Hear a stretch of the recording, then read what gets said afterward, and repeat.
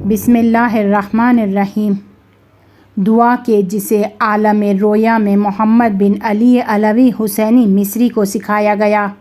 عالم جلیل القدر سید بن طاؤس رحمۃ اللہ منہج الدعوات میں لکھتے ہیں کہ ایک قدیمی نسخہ کہ جسے حسین بن علی بن ہند نے شوال کے مہینے میں سال 396 میں لکھا، میں نے اس نسخے میں دعائے علوی مصری کو دیکھا کہ اس میں اس طرح لکھا ہوا تھا: دعا کہ جس کو ہمارے مولا امام منتظر علیہم السلام نے ایک شخص کو کہ جو شیعوں میں سے تھا عالم خواب میں سکھائی۔ اس شخص پر ظلم ہوا تھا اور اس دعا کے سبب خدا نے اس کے کام کی گشائش کر دی اور دشمن نابود ہو گیا۔ سید اجل فرماتے ہیں کہ دعا کہ جو دعائے علوی مصری کے نام سے مشہور ہے، ہر سخت کام ہر بڑے کام کے لیے پڑھی جائے۔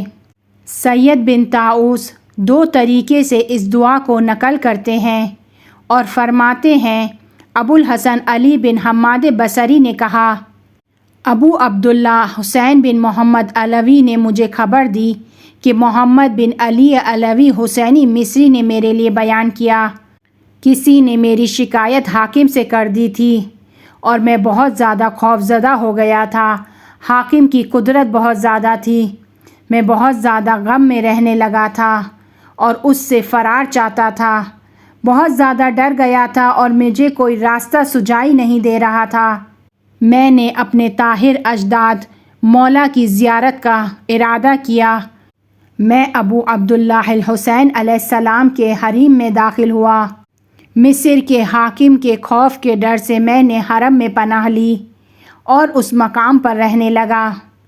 15 دن میں حسینی جوار میں تھا، دن رات میں دعا اور گریہ وزاری میں مشغول تھا۔ ایک دن خواب اور بیداری کے حالت میں حضرت قائم صاحب زمان ولی خدا عجل اللہ تعالی فرجہ شریف کو دیکھا۔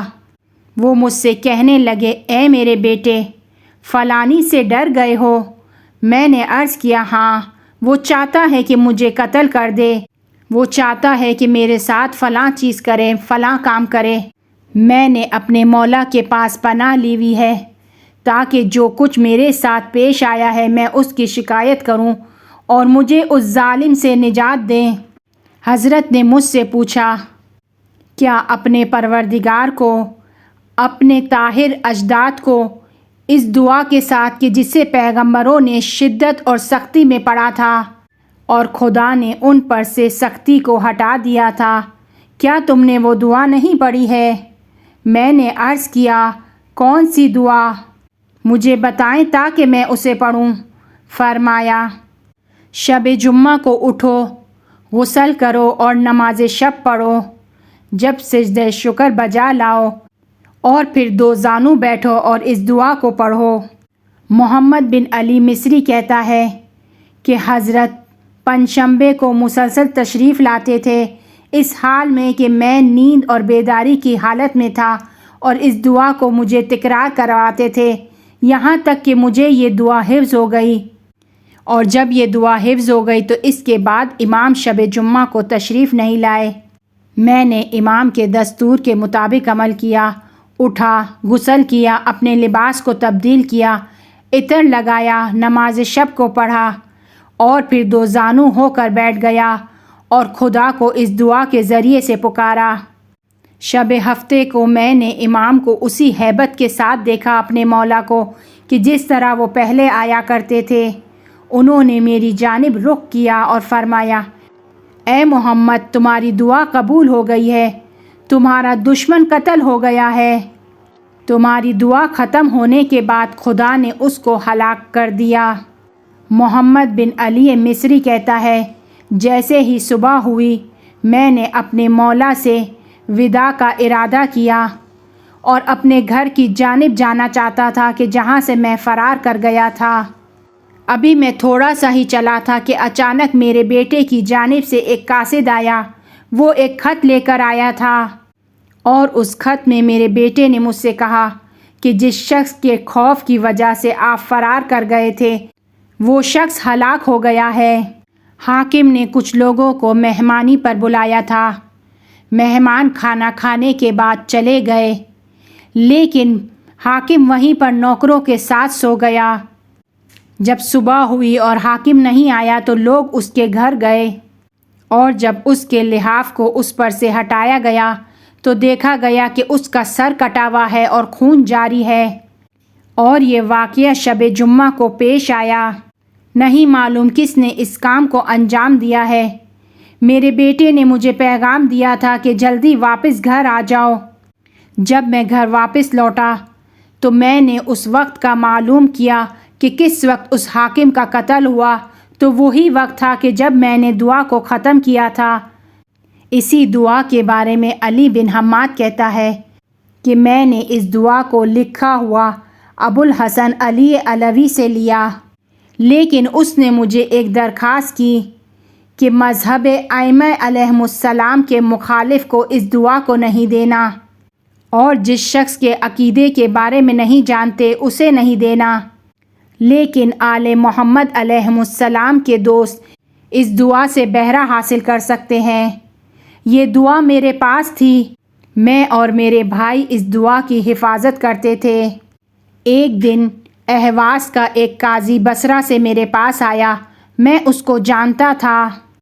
اس نے میرے حق میں بہت زیادہ خوبیاں کی تھی۔